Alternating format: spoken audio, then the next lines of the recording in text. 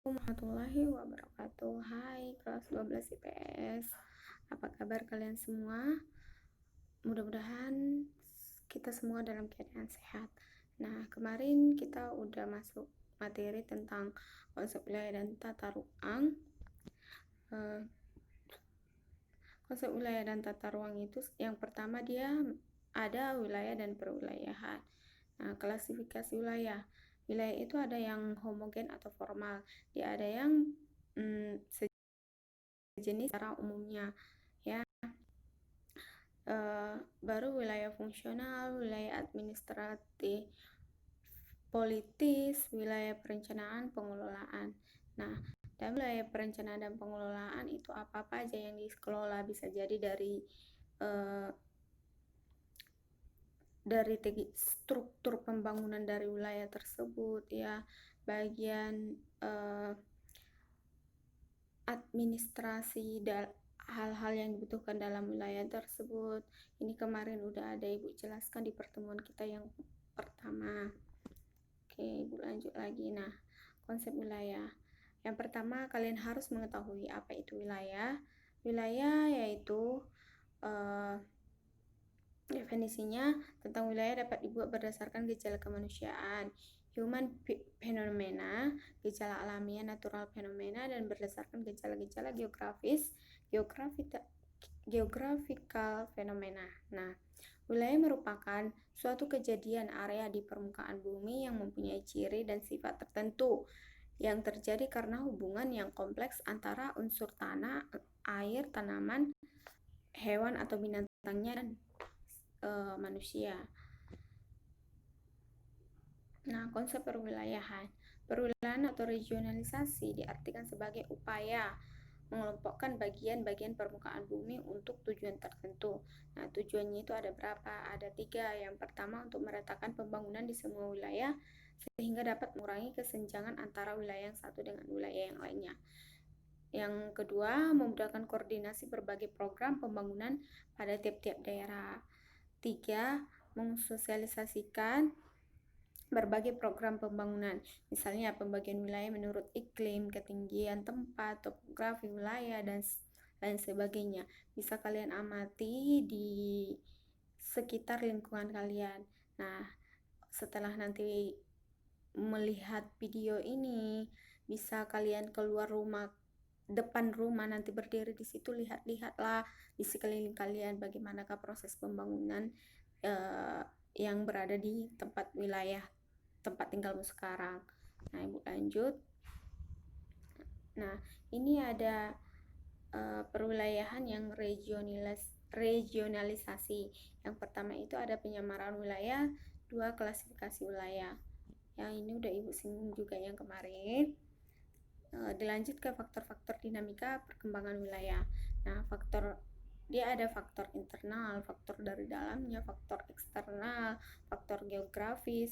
Ini faktor geografis misalkan dari iklim, suhunya, ya. Faktor manajemen wilayah, ini faktor bagaimana caranya mengelola wilayah tersebut, dan faktor historis, ya. Berlanjut. Nah, tahap perkembangan wilayah. Yang pertama ada tahap perkembangan wilayah dalam tinjauan sosial ekonomi, dan yang kedua tahap perkembangan wilayah dalam tinjauan geografis. Bisa dilihat ada Ibu buat di PPT gambarnya, ya, kira-kira begitulah ya bentuknya. Nah, lanjut ke strategi pengembangan wilayah. Ini cara-cara yang dilakukan untuk mengembangkan suatu wilayah. Yang pertama, kutub-kutub pertumbuhan atau growth hole. Yang kedua, strategi desentralisasi teritorial. 3. Strategi spasial agropolitan atau faksional. Yang keempat, strategi integrasi.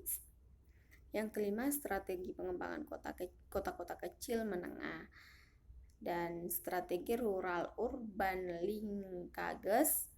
Yang selanjutnya strategi regional networking, ya. Penjelasannya bisa kalian lihat nanti di buku kalian ya. Nah, ini ada pengertian ruang dan penataan. Ruang itu artinya itu wadah atau suatu tempat ya, yang meliputi ruang darat, ruang laut, dan ruang udara, termasuk ruang di dalam bumi sebagai satu kesatuan wilayah. Tempat manusia dan makhluk hidup lain melakukan kegiatan dan memelihara kelangsungan hidupnya, atau tempat tinggal kita ya. Nah, penataan ruangan mengandung makna proses menata ruang tercakup pada Undang-Undang Nomor 26 Tahun 2007 memberikan pemahaman tentang tata ruang sebagai wujud struktur ruang dan pola ruang. Nah, tata ruang itu adalah wujud struktur ruang dan pola ruang. Nah, udah paham pengertian ruang sama tata ruang? Nah, lanjut. Nah, pemukiman dan sistem jaringan, prasarana dan sarana itu berfungsi untuk mendukung kegiatan sosial ekonomi masyarakat, baik secara hierarkis memiliki hubungan fungsional. Nah, fungsional itu memiliki banyak fungsi, sedangkan pola ruang merupakan distribusi peruntukan ruang untuk fungsi lindung dan penentuan ruang untuk fungsi budidaya. Oke. Nah, ini klasifikasi penataan ruang. Yang pertama itu penataan ruang berdasarkan sistem terdiri atas sistem wilayah dan sistem internal perkotaan. Nah, yang kedua, penataan ruang berdasarkan fungsi utama. Kawasan terdiri atas kawasan lindung dan kawasan budidaya ya. Ketiga, penataan ruang berdasarkan wilayah administratif. 4. Penataan ruang berdasarkan kegiatan kawasan terdiri atas penataan ruang kawasan perkotaan dan penataan ruang kawasan perdesaan. Penataan yang terakhir itu penataan ruang berdasarkan nilai strategis. Kawasan terdiri atas penataan ruang kawasan strategi nasional. Nah, jadi klasifikasi penataan ruang antara desa dan kota sama-sama dibuat strategi atau tujuannya.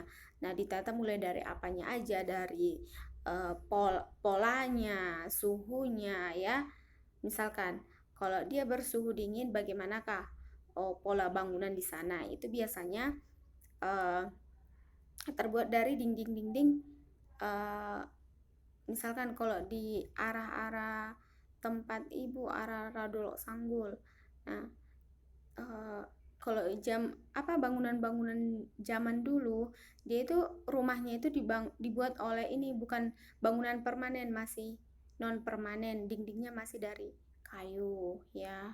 Sedangkan kalau sekarang ini dikaitkan lagi tentang begitu canggih-canggihnya alat teknologi sekarang, atau pada zaman modern sekarang sudah banyak masyarakat membuat rumahnya bentuk permanen atau dari semen ya. Lanjut. Nah, konsep wilayah dan tata ruang. Nah, ini yang kedua. Tadi yang pertama udah Ibu jelaskan. Nah, di yang kedua ini ada tata ruang dan penataan ruang.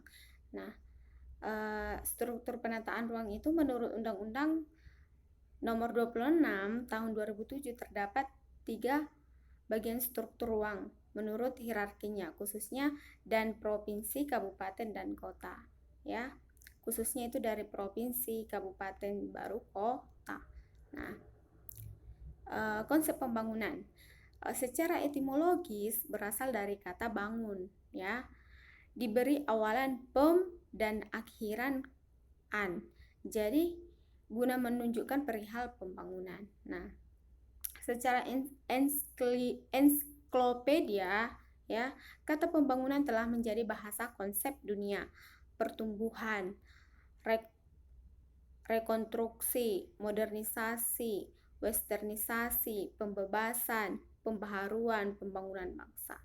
Oke, sampai disinilah materi kita hari ini. Silahkan ditulis ringkasan yang Ibu sampaikan. Minggu depan kita lanjut ke indikator pembangunan.